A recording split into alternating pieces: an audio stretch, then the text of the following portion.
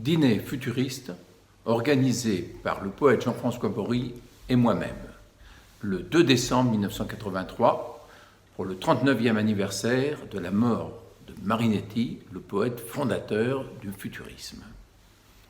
Un dîner entièrement en noir et blanc.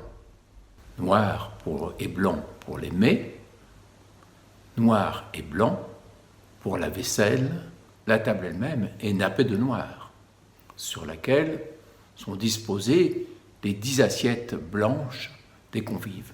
Pas tout à fait blanches, car chacune est ornée d'un portrait, le portrait de la convive.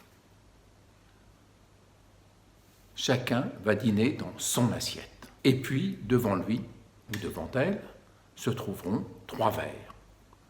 Un verre déjà rempli de rouge, un verre déjà rempli de blanc et un verre déjà rempli de vert. Rouge, blanc, vert aux couleurs de l'Italie.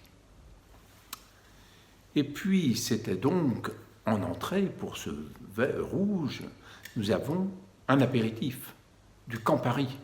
Puis ensuite, le verre de lait, qui est la boisson du repas, et le verre vert de bénédictine pour le digestif. Bien entendu, les convives préféreront le vin blanc au lait durant le repas, c'est un peu dommage, mais c'est comme ça. Et puis, les mets eux-mêmes. Alors, nous commençons par une sorte d'apéritif qu'on appelle origine.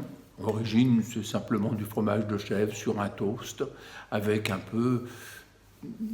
une olive noire dessus, présenté sur un plat que j'avais décoré et qui rappelle évidemment la date anniversaire. L'entrée. L'entrée s'appelle le Sphinx. Il s'agit d'évoquer par ce plat la naissance de Marinetti à Alexandrie, en Égypte.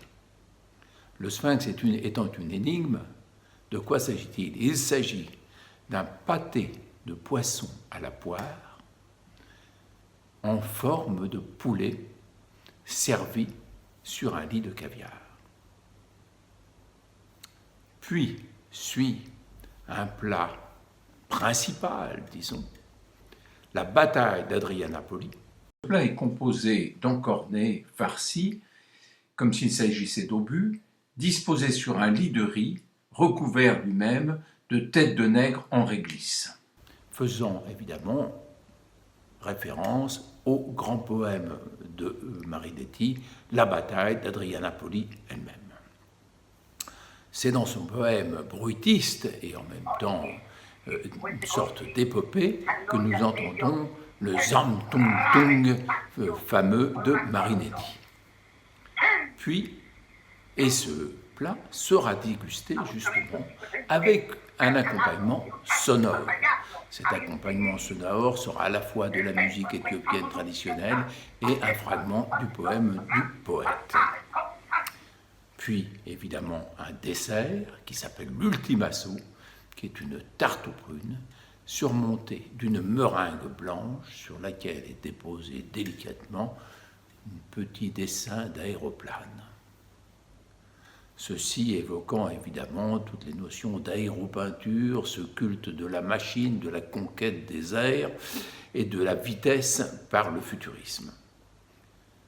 Chacun repartira avec son assiette sous le bras et, je l'espère, de beaux souvenirs